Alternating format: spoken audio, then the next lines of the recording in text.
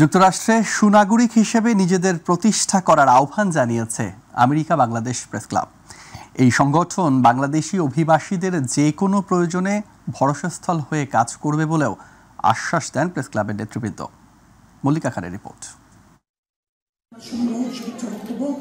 America Bangladesh press ক্লাবের নবনির্বাচিত কমিটির অভিষেক উপলক্ষে 31 জানুয়ারি নিউ ইয়র্ক সিটির উডসাইডের গুলশান টেরেস পার্টি হলে বর্ণিল আয়োজন।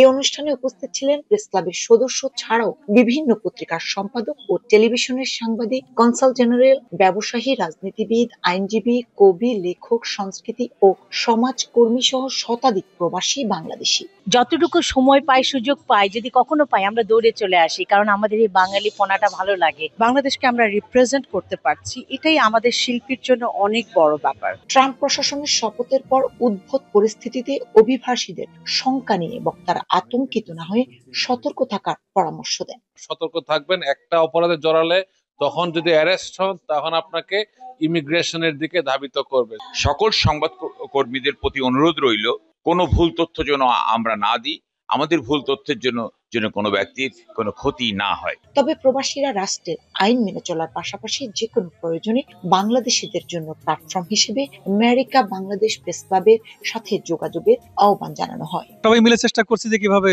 এই বিষয়ে আমরা সম্মিলিতভাবে মোকাবেলা করতে পারি এবং আমাদের যারা ঝুঁকিপূর্ণ অবস্থায় যারা আছেন তাদের পাশে আমরা কিভাবে দাঁড়াতে পারি। অনুষ্ঠানে আলোচনার পাশাপাশি ছিল মনোজ্ঞ সংস্কৃতি আয়োজন। এতে অংশ নেন প্রবাসের জনপ্রিয় সব শিল্পীরা।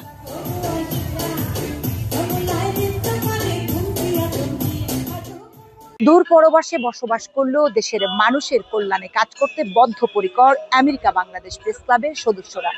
একই সাথে প্রবাসীদের যে কোনো প্রয়োজনে এই সংবাদকর্মীরা পাশে থাকার দৃঢ় প্রত্যয়ের কথা জানালেন। মল্লিকা খান, মাই টিভি, নিউ ইয়র্ক, যুক্তরাষ্ট্র। সাবেক প্রধানমন্ত্রী বেগম খালেদা জিয়ার রোগমুক্তি কামনায় দোয়া মাহফিল ও আলোচনা সভা অনুষ্ঠিত হয়েছে। মাই টিভি সৌদি আরব মক্কা প্রতিনিধি এস.এম. সাইফুল ইসলাম জানান, সৌদি আরবের মক্কা প্রাদেশিক যুব দলের আয়োজনে অনুষ্ঠিত এই দোয়া ও আলোচনা সভায় মক্কা প্রাদেশিক যুব দলের সাংগঠনিক সম্পাদক মোহাম্মদ ফাহাদের সঞ্চালনায় সভাপতিত্ব করেন সিনিয়র সহসভাপতি হারুনুর রশিদ। প্রধান অতিথি ছিলেন মক্কা প্রাদেশিক পশ্চিম অঞ্চলের কেন্দ্রীয় যুব দলের সাধারণ সম্পাদক শেখ মুস্তাক আহমদ। প্রধান বক্তা ছিলেন বাংলাদেশ থেকে পবিত্র ওমরা পালনে আসা কক্সবাজারের চৌফলদণ্ডী বিএনপির সাধারণ সম্পাদক এস.এম.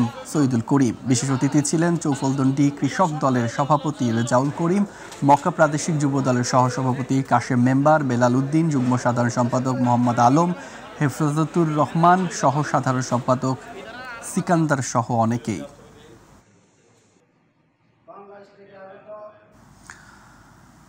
বাংলাদেশের সাধারণ নারী কর্মীদের আপাতত মালয়েশিয়া না যাওয়ার অনুরোধ জানিয়েছে দেশটির রাজধানী কুয়ালালামপুরে অবস্থিত বাংলাদেশ হাইকমিশন। মালয়েশিয়া প্রতিনিধি আশরাফুল মামুন জানান, সম্প্রতি এক প্রেস বিজ্ঞপ্তিতে অনুরোধ জানানো হয়। হাইকমিশনের ভেরিফাইড ফেসবুক পেজে প্রকাশিত বিজ্ঞপ্তিতে বলা হয়, বাংলাদেশ থেকে মালয়েশিয়ায় নারী কর্মী নেয়ার বিষয়ে দেশটির সাথে বাংলাদেশের কোনো চুক্তি বা সমঝোতা স্মারক নেই।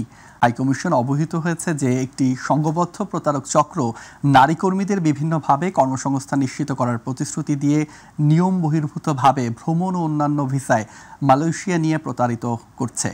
এ ধরনের কর্মকাণ্ডে নারী কর্মীদের আর্থিক ও মানসিক ক্ষতির আশঙ্কা আছে। এছাড়া এই ধরনের কর্মকাণ্ডে মালয়েশিয়া বাংলাদেশ সম্পর্কের নেতিবাচক মনোভাব তৈরি হতে পারে। এসব কারণে দুই দেশের মধ্যে বাংলাদেশ থেকে নারী কর্মী নেয়ার বিষয়ে চুক্তি অথবা সমঝোতা স্মারক সই না হওয়া পর্যন্ত সাধারণ কর্মী হিসেবে দেশটিতে না যেতে হাইকমিশন অনুরোধ করেছে।